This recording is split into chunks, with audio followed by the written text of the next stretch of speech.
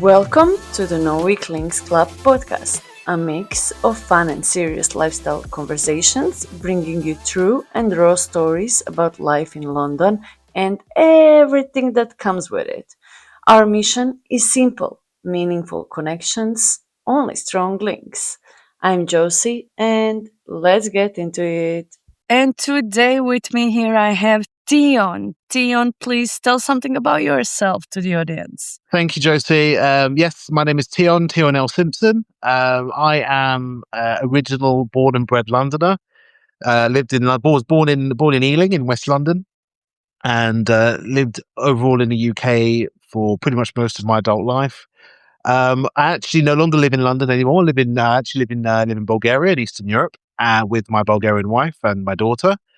And I am, what am I? I do a lot of things, but I'd probably say that I am an entrepreneur. I'm a coach. I'm a branding and marketing coach, and I am also a podcast host myself. I host a podcast called The Life of Someone Extraordinary, and it's a pleasure. Thank you, Josie, for inviting me on your show.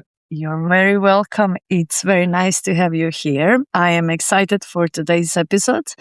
Me too. You sound like you are really inspirational, I have to say. Thank you. Even before I know the full story, you're one hell of a guy. How long have you lived in London, actually? Okay, so I was actually born in London. I was born in Ealing Hospital, and grew up majority of my childhood and early adult life in West London. So I went to school in Hounslow, and then I went to college in Richmond. And I would probably say the majority of my youth was kind of spent around the Hounslow, Brentford, Chiswick, Ealing, Richmond kind of areas, kind of southwest London. So that's kind of my neighbourhood. And then I actually left London for a short while. I went to live in the north of England for a little while. I lived almost for a year near Manchester, just north of Manchester, and then came back to London. And then kind of pretty much after that was kind of spent I'll probably say another 5 or 6 years spent in Hayes and Harlington in West London again. And then decided that I was fed up with West London, needed something new. I wanted a change from the familiarity of where I was growing up and where I was living. And then I moved to South London. So I spent the next period of my life and developed my career living in Wimbledon. I lived in Wimbledon for a number of years, and then got married. I met my now wife in Kingston. We're living in Kingston for a short while, and then we decided to up and leave the UK. Oh, cool. Most of my time spent in London. I'm actually in West London too. A lot of the time was in Ealing. I do love Ealing. Yeah, it's a great place. Yes, everything is going downhill a little bit with the crime rates, unfortunately. But I think still West is the most safest place in London. So I would have to agree with that. Yeah. I'd have to agree with that for sure. Yeah. Okay, tell me, how were you spending these years in London? We are going to talk today about how you became homeless. I'm just wondering, was that something that was kind of boiling over the period of time and then it happened, or it just happened one day, you couldn't predict it's going to happen? What happened? Yeah, that's actually a really good question, Josie. So I grew up, I suppose to kind of add a little bit of flavour to the background. So I grew up the son of an immigrant parent. So my mum is actually from Jamaica. And on my father's side, my grandparents they're now passed on, but they came to the UK from Jamaica in the 1950s. We very much kind of grew up with a kind of like a hybrid immigrant / native attitude, because whilst I was growing up in the UK, I still saw myself very much as British, but Black British, obviously. And obviously anyone that would understand that would know that there is a difference between, say, growing up English British versus I would say Black or Asian British or immigrant British or whatever. So with that comes certain expectations and certain lifestyle choices, basically. Expectations from society or from your parents, or? Both. I'd say both from society and also from parents. Because, the parents who most likely grew up poor or grew up without opportunities, they just want the best for their children in a more developed nation. And, my family were no different, basically. And whilst that was, I would say, fine for the first, maybe 13 years of my life, I'd come to realize fairly quickly that that I was becoming depressed. I knew it was more than just depression because the feelings that I was having was more than just having a bad day. It was consistent. There were lots of other kind of depressive like symptoms, and it was just continuous for a number of years. As a result, I kind of lost interest in school. I lost interest in a lot of things, and I started to basically, for want of another word, to self-medicate almost. So started, going to parties, started to, to smoke, to drink, to take drugs, and to kind of just do a lot of what some people might think is normal teenage stuff. And, and in a way it kind of was normal teenage stuff, but at the same time, it was kind of, for me, it was kind of like trying to make the feelings of being depressed go away. Anyway, to kind of bring this story to a conclusion almost, you know, the generation that were before me, so my mum's generation, my grandparents' generation, depression and mental illness was mental illness was not really something that was spoken about often, and something that wasn't really acknowledged at all. I couldn't sort of go to, my family and say, hey, look, I think there's something wrong. They just saw it as their kid just acting out or rebelling or whatever. Because obviously all of this had an effect on schooling and academia and all that kind of stuff. But with that also said, I grew to dislike school quite a lot, even though I was quite good at school. I didn't really want to pursue an academic career, and that caused a bit of tension at home. So kind of, it was like a really bad cocktail of, not doing so great at school, the life I was kind of getting into, and also the depression. That kind of resulted in a complete breakdown of the relationship I had with my mother in particular, and that ended up in a result of me being homeless at the age of, I think I was about 16. I think when I first became homeless, and then I was officially homeless at 18. I think literally I turned 18. When did I turn 18? In 2006. And literally on the day after my birthday, I was officially out the door. That was it. It was just like, hey, okay, you're 18 now. That's it. You're on your own. So was it sudden? I'd probably say yes and no.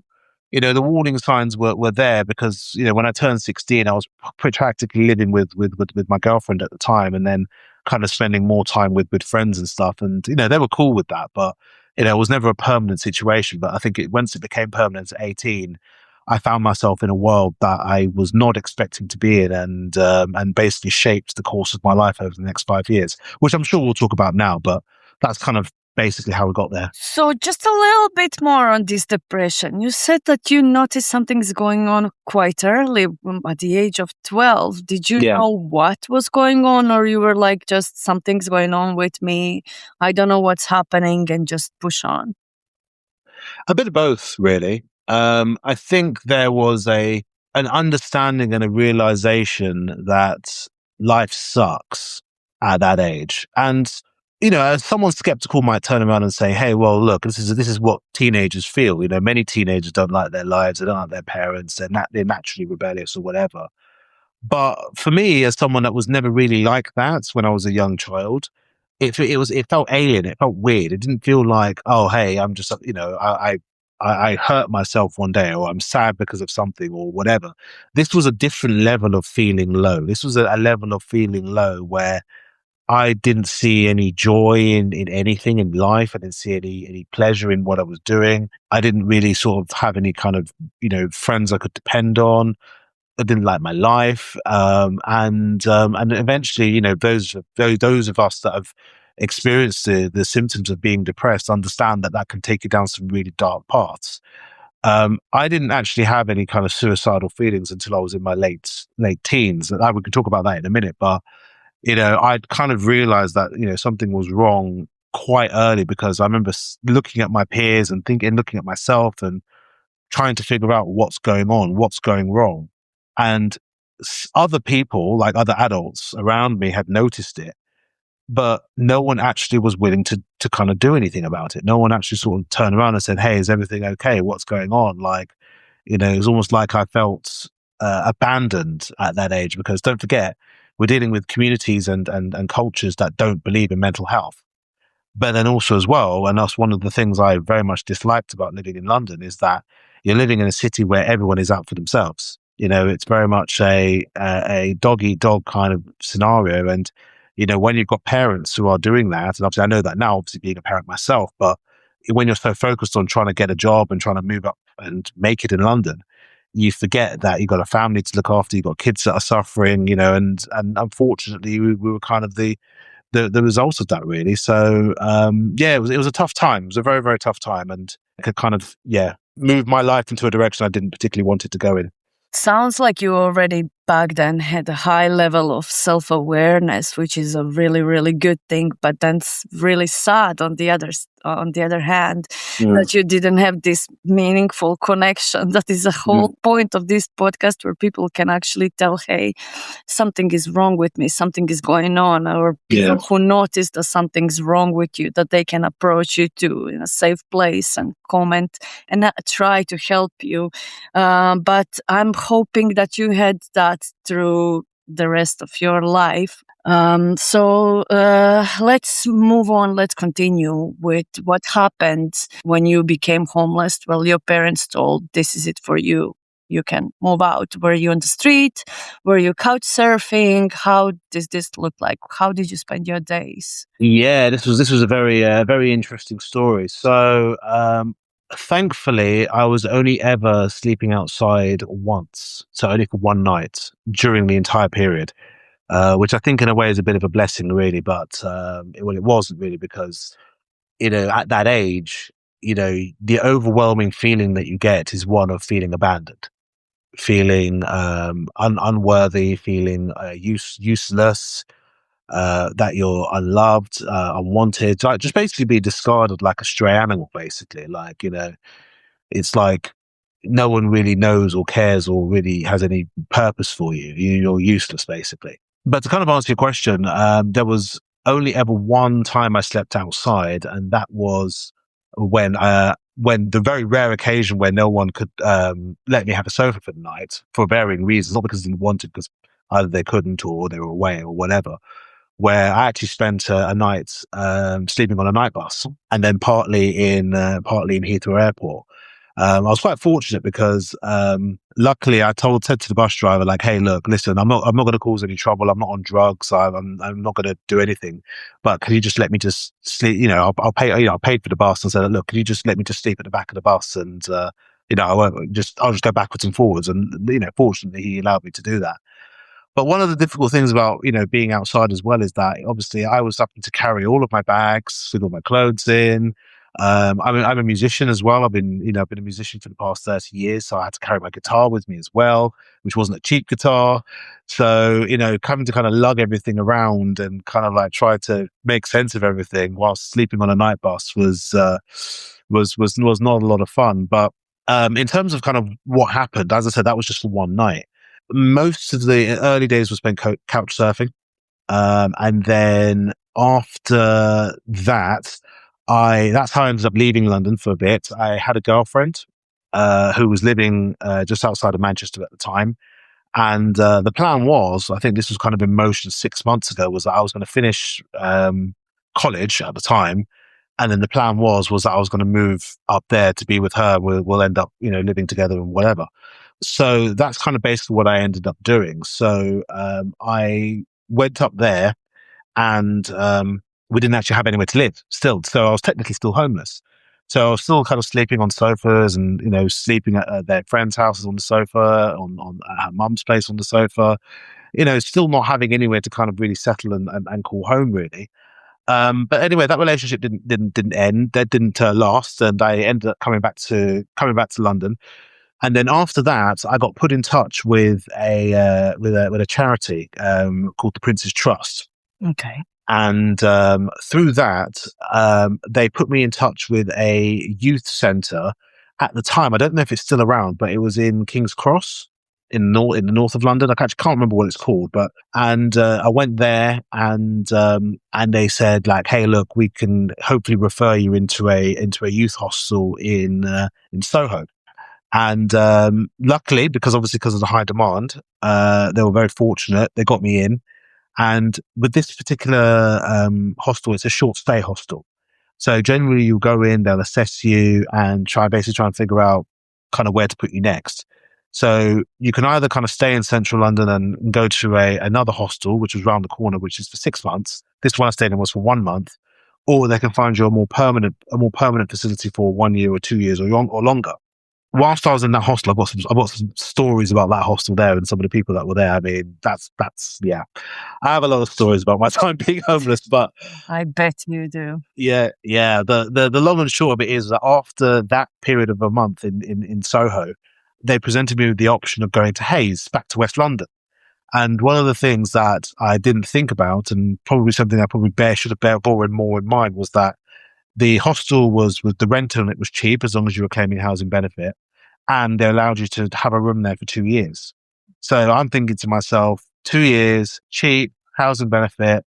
Why would I not take them up on this opportunity? But one of the things I didn't bear in mind was that Hayes at the time was not a great area. I don't know what it's like now, but back Not then, great.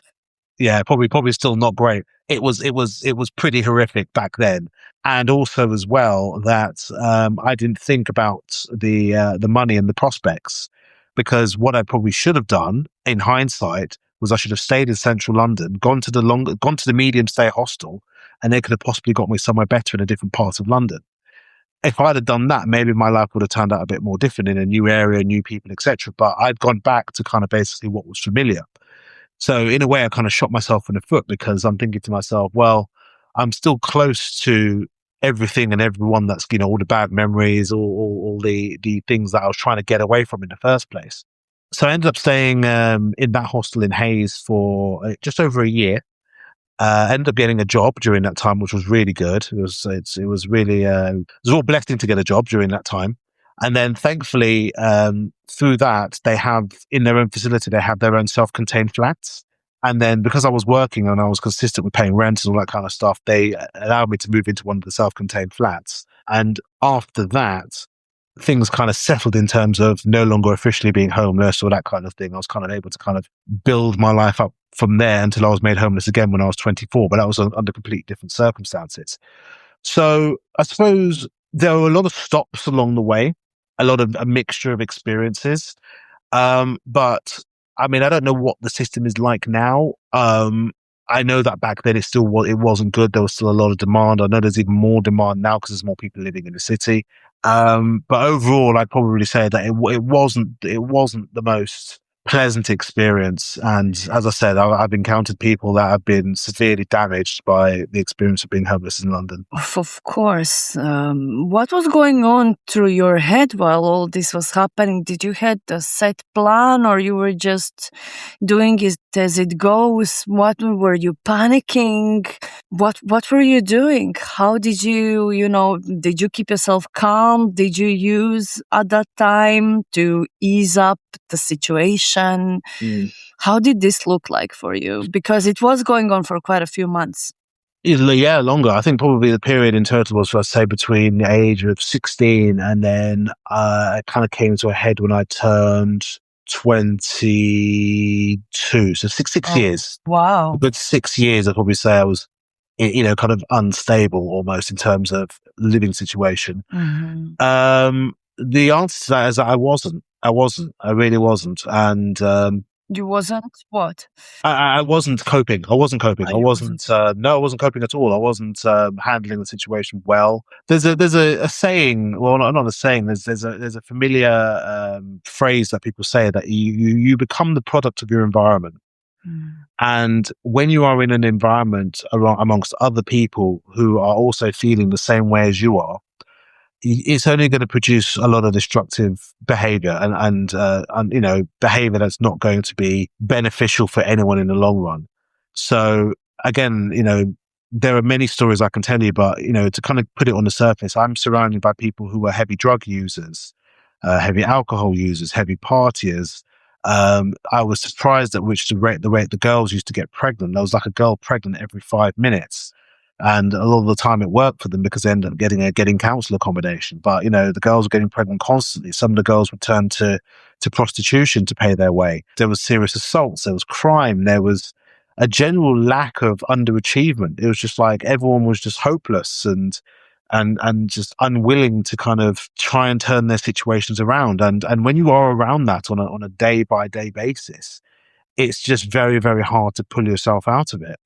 And as I said before, Josie, it's like when you are already dealing with symptoms of depression and you are around situations that can exasperate that, that's when things start to really turn for the worst. And that's kind of basically exactly what happened. I had my first thoughts of suicide when I was, I think, around about 19 or 20. No, I was about 20. And I actually made 2 or 3 attempts on my life during that time. Between 20 and 22, I made 3 attempts in total to commit suicide. And obviously none of them works, obviously. But I think a lot of the time was, from what I remember, it was mostly spent self-medicating, trying to forget my situation, becoming, I think, probably most importantly, being dependent on the system, because the system allowed it so that you could kind of live a life of hopelessness and dependency, but not being able to kind of aspire at the same time. It's like you could collect you could collect your job seekers money, you could collect your benefits and pay your rent and your housing benefits paid for. But you're basically being paid to kind of sit on your butt, really, to kind of do nothing. And that's why many people ended up, getting into crime in order to kind of make more money, to sell drugs or to, for some of the girls to sell themselves or to, do other kind of shady things for cash. So, but then there's almost like, for me, there was that sense of integrity. Like, I don't want to I don't want my life to turn out like this. I don't want to get involved with this. But at the same time, my life is so bad that I don't know. I don't know. There was no guidance. There was no direction. There was no nothing. It was very hard. And even thinking about it now, I'm just like, I actually don't even know, or I can't even think about how I even made it through those few years, because it was rough. It was really rough. And obviously, Hayes is not a nice area, and it wasn't a nice area then, and it certainly wasn't a nice environment to be around. So yeah, it was pretty rough, and I tried to escape a few times, and it didn't work. I was kind of stuck where I was. This is this vicious cycle, like when you start using and you're already in a bad mental space, and then you use to ease it up, but actually what you're doing is doing opposite. You're making it worse, and it just spins around. And I see a lot of people doing this, but I can imagine that when you're homeless and when you're in position like you were, that you just don't see the way how to escape this, because you essentially can't control much. Absolutely.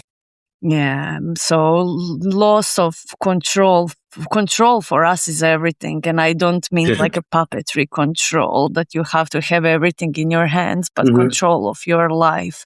It's really important for us to feel secure in our life, and when we don't have that, we don't have anything. And then when you're on top of all this, you have depression. I can only imagine how it was. During this period, well, first let me ask you if you would like to tell, because I'm personally interested. It does not have to go on episode. How did you try to kill yourself, and how did that end up not successful? Yeah, I'll just say before, I'm happy to answer any question. By the way, I'm very much an open book, and I believe that now that I'm a lot older now, and I've obviously gone through and I managed to achieve a lot of things in my life now, that I would never not tell a particular part of my story, because I believe that through what I've gone through and the experiences that I've been through, you don't know whether your story can have a positive impact on somebody else, and whether what you have been through can actually help someone who is currently going through what they're going through at the moment. So I just want to say at this point, before I answer your question, Josie, that I don't want anyone that's potentially listening to this to think that there is not a white light at the end of the tunnel, that everything can turn around, because it can. But then at the same time as well, I would never actively encourage anyone to act on these feelings of taking their own life or being suicidal. But there is one story that I do like to tell, and I'm very, very open with telling this particular story, because it sums up a lot about the NHS and the medical system and the medical facilities in the UK. So there was one incident where I had lost my job. and I'd lost my long-term girlfriend at the time, not the one I was living with. Her. I'd met somebody else, and we were together, and it was a relationship I thought was gonna last. It didn't last, and it left me in a pretty bad place, along with everything else that was going on. And then at those times, I was very much a pretty heavy drug user. So pretty much every night I would be either smoking or sniffing something. With the other people who would also be smoking or sniffing something. It was just like, it was just routine for us to kind of live that kind of lifestyle. But there was one evening where everyone had gone and I was just on my own, and I was in a really, really dark place. I was in a very, very bad place, and I basically bought myself went to the shop, bought myself some cheap vodka, kind of raided the medicine cabinet, and basically tried to overdose and cut my wrists at the same time. And as I said, I was actually kind of going through a pretty heavy breakdown at that time as well. So that, thinking about it, I don't actually remember what happened, because it was that vivid, it was that elusive, that I don't actually remember like why I did it, the thought patterns behind it, and what was going on in my head. It was quite a surreal experience. But either way, once I kind of realized what had happened, or what was going on, because I was on my own, I actually ended up calling the ambulance myself. I was like, I think I've done something really stupid. And they ended up sending someone. They took me in an ambulance and took me to Hillingdon Hospital. And here's the part that I found most interesting, that I was kind of sat there. This was the first time it happened. So I was kind of sat there, kind of, cleaning, trying to clean me up and sort me out. And this doctor comes in, and he was from somewhere in Africa. I don't know where he was from. He was from somewhere in West Africa. And he comes in and he kind of looks at me, and he just kind of just says, and he was a doctor as well, he says to me, "What's wrong with you? Why are you doing this to yourself? Are you having a bad day or something? Like, you're just sad. Like, what's wrong with you? Why are you doing these things to yourself? Put yourself together." And as soon as I heard that, I was just reminded of the culture that I'd come from, the mentalities of the people that I used to deal with.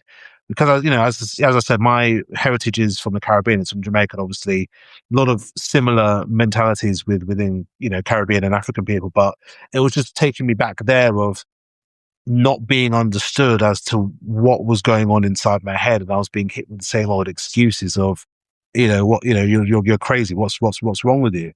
And the craziest thing about it was that it was a doctor that said that. And in the end, after he kind of left, and I'm kind of sat there like, well, that was useful. They just kind of cleaned me up, and that was it. They let me go. All I remember it was like 5 a.m. in the morning, getting the I think it was the U4 back to Hayes from Hillingdon Hospital, and that was it. It was almost like nothing had happened, like nothing had happened. And obviously, part of the next few days after that, obviously I didn't touch any alcohol, didn't touch any drugs. I was just kind of getting in my own head, trying to figure out exactly what had happened. And maybe that time there maybe was a partly conscious decision to try and maybe try and turn things around. But in the end, as I said, that was the first time. 3 times I ended up trying to kill myself. So that was only time number 1. But the cycle just continued. So they did not offer psychological guidance, nothing to you? Nothing at all. Nothing at all. And I'll just explain very quickly before we move on that the third time, I was actually no longer living in Hayes. I'd actually moved out by that point, and this time I was back in West London, and I was at West Middlesex Hospital this time. The experience there was obviously a lot different. The nurses and the doctors there were a lot more sympathetic and a lot more caring. But the story isn't there. The story is what happened afterwards. Because I spent just over a week in hospital, and I'd become quite fed up at this point, because even though I was actually, maybe I was trying to end my life, maybe there was a little part of me that was like, there was nothing final about it. It's like, maybe you do want to kill yourself, but maybe you don't, because if you did, you jump off a bridge, or you'd hang yourself, or whatever. Obviously what I was doing was not working. I was trying to take the coward's way out, almost, by taking pills or almost trying to drink myself to death, or whatever. But what I found interesting about the third time was that, again, they actually offered an aftercare session. So I went to the therapist at the hospital about a week later, and they did absolutely nothing. They asked me a couple of questions. They didn't ask how I was feeling, what was going on, what my thought patterns were. They was like, "Oh, hey, okay, fine enough. We'll arrange a kind of follow up with you," and you know, and that was it. Again, I didn't hear a single thing back from them.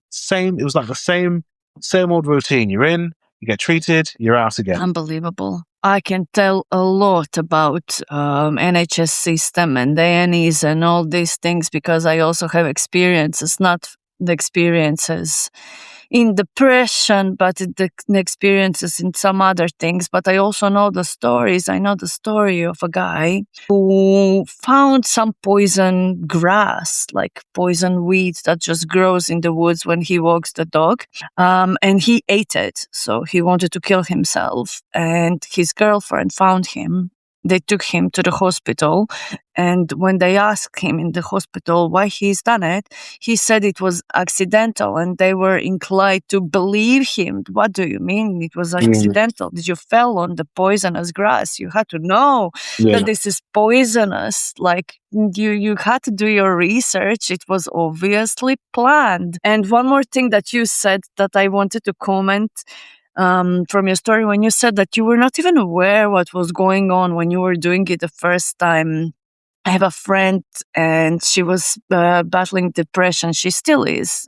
She's on medication now for quite a few years. And first time when she actually admitted to herself and to everyone around her is when she found herself in front of the window wanting to jump. And she was thinking, why am I standing here right now? Like, I don't want to kill myself. I want to live my life, but there is something inside me that's pushing me towards doing it. She ended up not doing it, obviously, and she is medicated and she is now doing well. But there is this connection between her story and your story when you said that actually it's just your body, your mind. It's drawing you into something that you not necessarily want to do. Yeah, I'd have to somewhat agree with that because I think ultimately, and I can't speak for everyone when I say this, I don't think it's naturally within our human nature to want to end our own lives. I don't believe that it's a natural human behavior to be inclined to want to kill yourself. I think there are external circumstances and possibly, conditions in the brain, or if you are spiritual, other spiritual influences that can influence someone to go in that direction. Now, I'm not going to say that that's definitely what happened to me, but I think also, if I recall, and this is I'm kind of thinking back almost 20 years now, I'm just thinking to myself, there could have been other circumstances where maybe someone might have said, "Oh, you're better off dead." Someone external might have actually said to me, "Oh, yeah, you're better off just killing yourself. You're useless, whatever."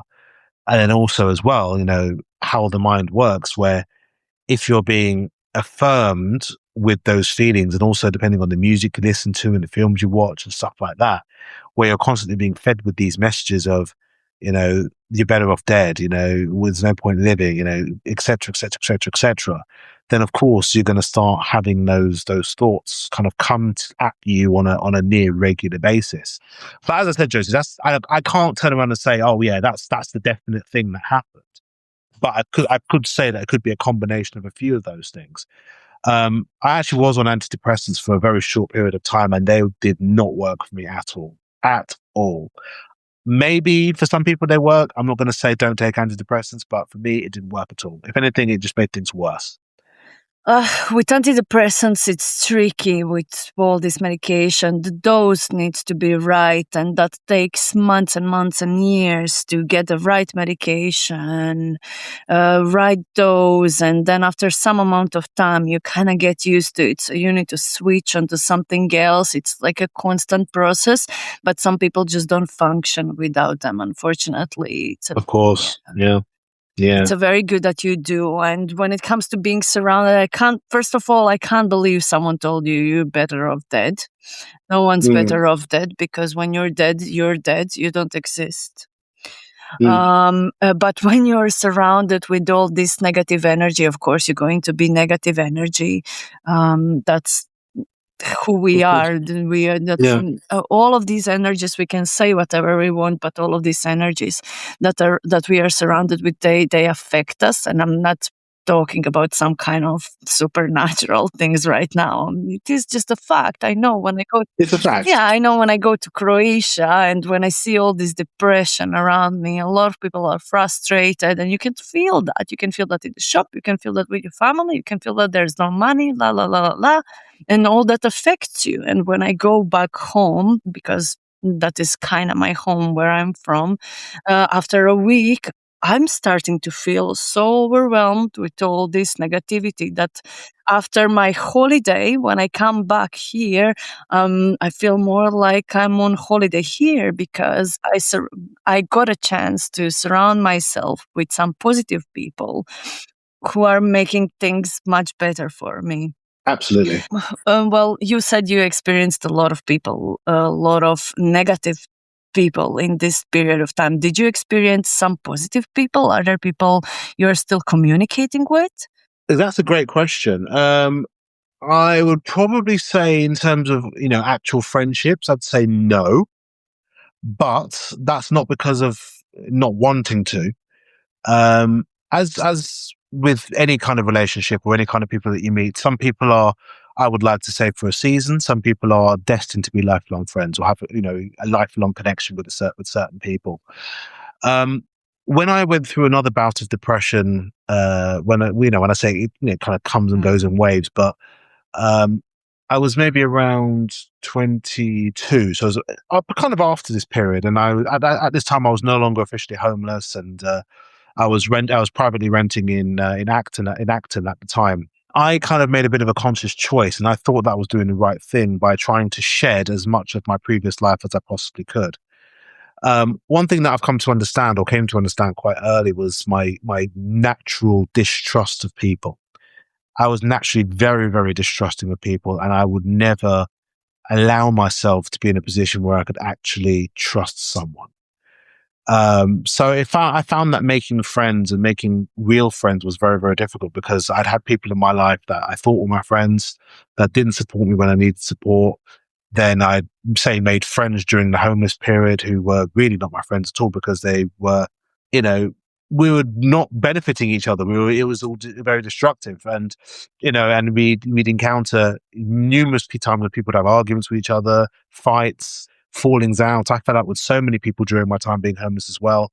And there were maybe two or three people that I'd probably say were friends to a point of, would they be life changing people in my life?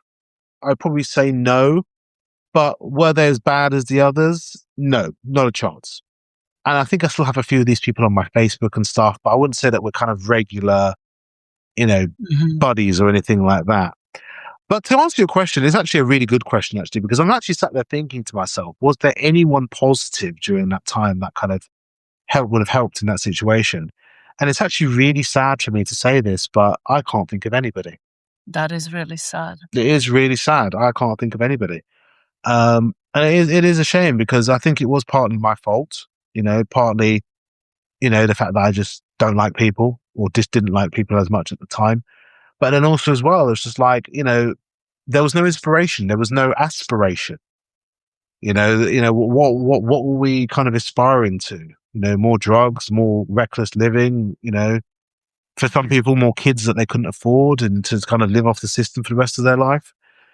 I always wanted better for myself, and that's why I kind of thought to myself that eventually, once that period came to an end and I was able to kind of move on, that nothing really good came from that period. And the only thing that's really good is the story that I've been able to tell about it, really, more than anything else. So, I mean, in the off chance that if anyone ever listens to this in the future that knew me back in the day, it's nothing personal, but it was just my mindset at the time. And obviously, I'm in a very, very different place now.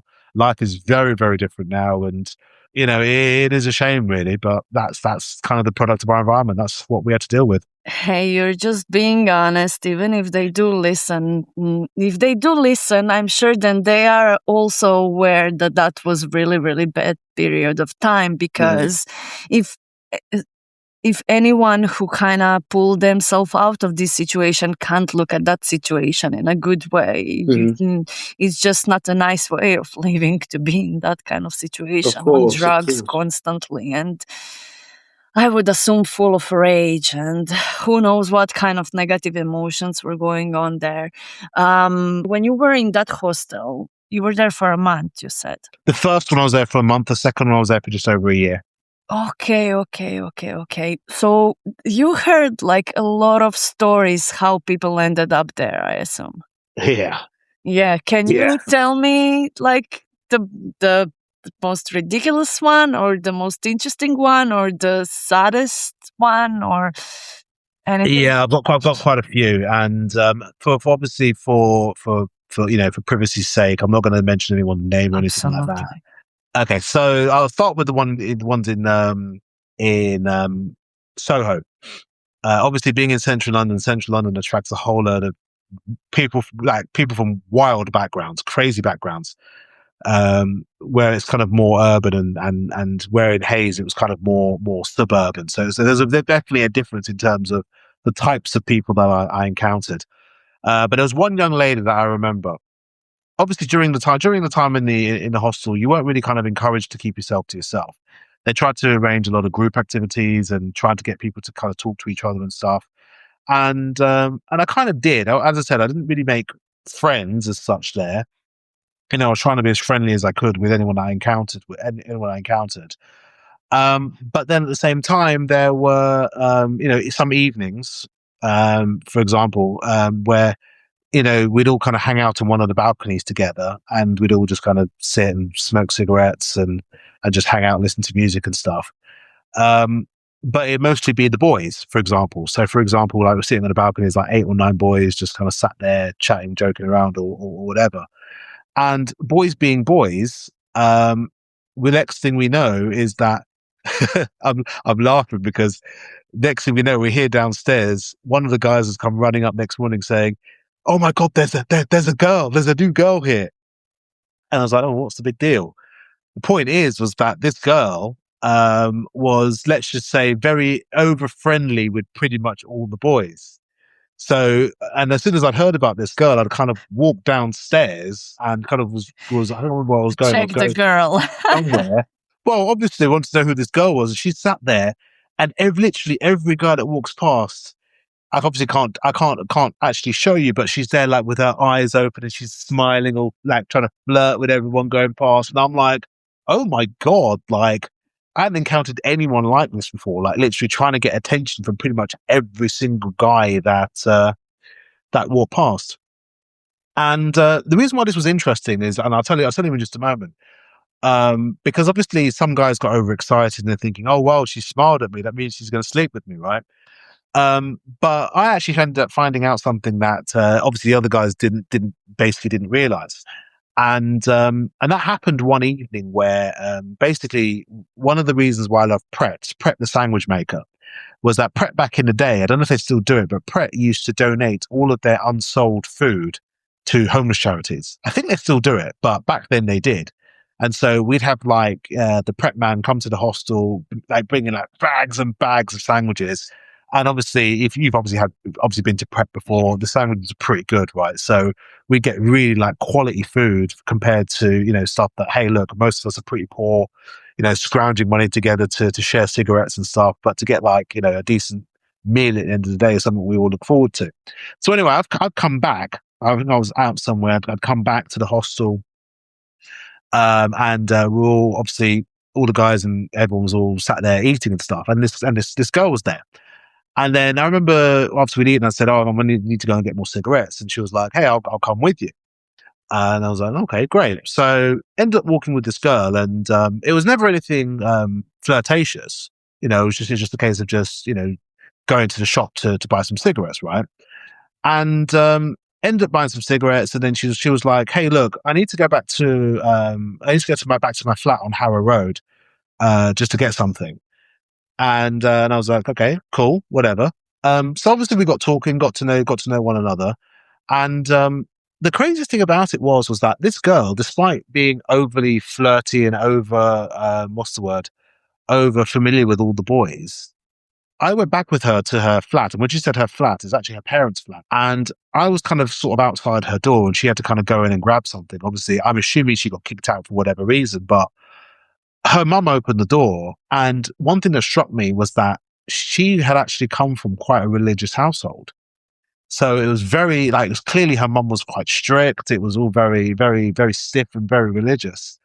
And she'd obviously clearly had been kicked out for obviously not being like that, being somewhat of a rebel in that sense. So it was actually kind of interesting, because why I'm telling you this is because a lot of people have assumptions when they encounter people that have been made homeless or have had difficulties in their life or act a certain way, that they do that because they like to do it or that's just how they are. But a lot of the time, it's because of maybe breaking free out of an environment that they've found themselves in, or that they're kind of taking on a persona that they think will get them love, affection, attention, and kind of stability in the future. Now, I don't know what happened to her after that, because I think I left not long after that.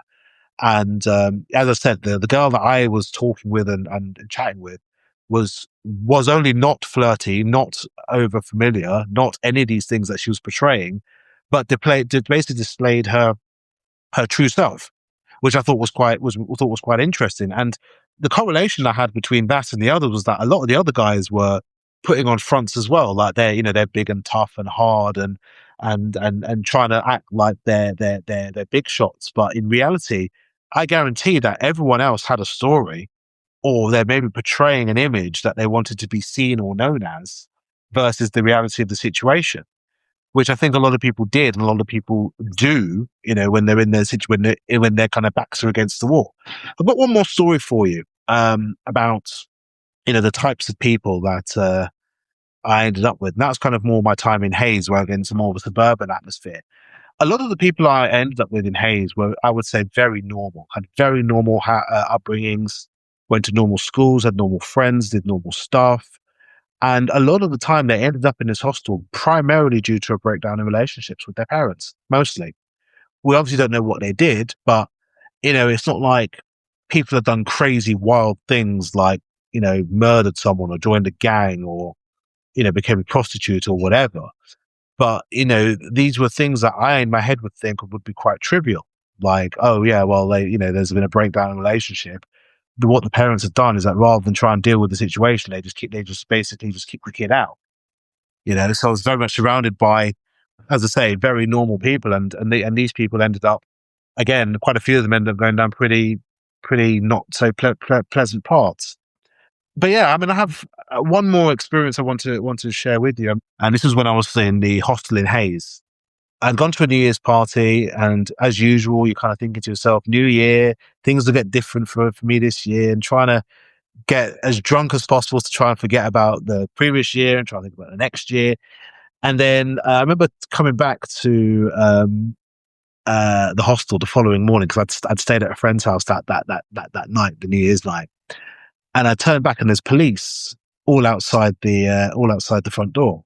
Kind of asked what happened. It's like, oh yeah, someone got attacked. Someone got their head smashed in with a hammer. But the crazy thing about it was that it actually happened. The incident actually happened outside of my room door, That is crazy. and I wasn't there that night. And I think what kind of happened was that the guy that was living in the room opposite me, this smiling guy who used to sell drugs, I'm guessing, because the reason why they were there was, I'm guessing they either would have been in a conversation with him or they were buying off him or something. Something must have happened. And then obviously next thing I know, this guy's getting his head bashed in with a hammer. But the maddest thing was that actually happened outside my door on New Year's Eve. And I'm thinking to myself, oh my goodness, like, thank God I wasn't there. Crazy. But as I said, there's wild, lots of wild stories, lots of wild experiences. I bet. And I do understand. I mean, I do think that a lot of the people do come from when your parents kick you out, it's either something that's going on for a certain period of time and they're kind of sick of it, or it's already dysfunctional family in the beginning. They are kind of essentially the reason why you are in this situation, because people who get themselves to these kind of situations, they did not have nice upbringing or right upbringing, or parents often do say we done everything that we could, we were great parents, but they actually were not. Lack of understanding, like for instance in your case, no one would understand if you said that I was depressed because of the cultural differences. And the same, you know, when I think about it, it's pretty much the same. It was very similar in Europe. Europe is now coming to a better place when it comes to mental health. But before it was the same. You would say, I am depressed, and people would tell you, solution for your depression is work. You need to go to work. I think what you've actually said is actually really important, because I think what we tend to forget, those of us that were affected at being homeless at a young age, is that we're forgetting that our parents are dealing with mental health issues as well, or were dealing with mental health issues as well. I only ever realized, and now that I'm older, that both my mum and my dad, who weren't together when I was growing up, by the way, were both dealing with their own separate stuff. But you wouldn't call it mental illness. You would never say to either of them or anyone of that generation that you were dealing with mental issues. You were dealing with issues, you know, because there was a stigma attached to them, because there was a sense of pride, a sense of, oh, we don't deal with that. You know, we just kind of, you know, keep calm and carry on. We don't think about that kind of stuff. But when you kind of see the result of, hang on a second, you've ended up in that way for whatever reason, but then what about your parents? What about the stuff they're dealing with? I'm not gonna sort of explain now about what happened with my mum, but my mum was dealing with stuff that I didn't realize or couldn't understand at the time. So that obviously, combined with her own mental state versus my developing mental state, of course there's going to be clashes. Of course there's going to be divisions. So in a way, I would understand how it kind of happened. Should it have happened? No. I'm quite firm in that, but it did. And this is kind of the result of it. But when you say all this coming from our parents also had mental health issues, not necessarily diseases, but issues. The thing is that we are products of our parents. So everything that you kind of learn that forms you through, especially through your like a formal years, from the time you're born to like 6, 7 teenager years, everything is coming from your parents. Child learns the most in first 3 years of their life that they will ever learn in their life, from walking, talking, thinking, everything. So funny enough, like I'm recently I only discovered that for my development, I was thinking a lot of the negative things that I have inside me came from my dad. And I started working on my anxious attachment style in relationships. And I started going through this workbook. And when I started answering questions, I realized that actually a lot of it comes from my mother. So they both have issues. They both affected me, how I grew up and how am I right now. And that's the same for everyone. And I don't think that there are obviously better situations, better matches when it comes to your parents. But we are all, no one is 100%. Do you know anyone in this world that's 100%, that's perfect? I don't know anyone. No. And I think that also is always a really big factor, because when you are in that situation of being, you know, homeless, and you're looking at your peers who are off to university, getting jobs, getting married, buying houses, seemingly doing well, you're kind of thinking to yourself, what did I do wrong in order to not be like that? You kind of see yourself as less than human, less than normal. But then what you don't even realize is that they, you know, now that are dealing with stuff that, one, they probably could never have coped with if they were in your position, and two, issues that they probably were never equipped for, probably in the first place, because may sound terrible to one person may seem trivial to another. But then the same happens in reverse, you know? I think it would be very unfair for anyone to kind of say, well, hey, look, my life is this. I'm perfect. I'm mentally, spiritually, all there. Because you're not. Nobody is. Everybody is a work in progress, and even after all this time, I'm still very much a work in progress. And but then that kind of keeps me going. Really, it's almost like, hey, look, I'm never going to get to perfection, but to get close to it would be nice. Yeah, exactly. It's just a case of just keep trying, keep growing, and just keep working on your mental health and trying to be as positive as possible, just trying to be as inspirational as possible, and just trying to help as many people. More importantly, help as many people as you can along the way, because I think the more that you help others and the more that you support other people, the better it is for you. So I've made it a mission, not just with my business, but with my philosophy about life now, is to try and help and encourage as many people as possible, whatever that looks like. Absolutely. That is the goal. Dion and I had such a long conversation, and I did not want to edit out his answers because everything he said was really, really important and it can help a lot of people.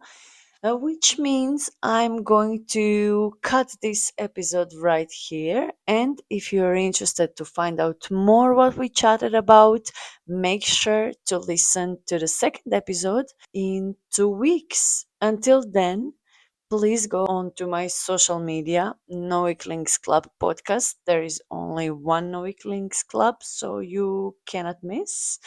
Like, comment, share, any contribution. I'm going to appreciate it a lot. Thank you so much, and I'm gonna talk to you soon. Josie sending kisses. Bye.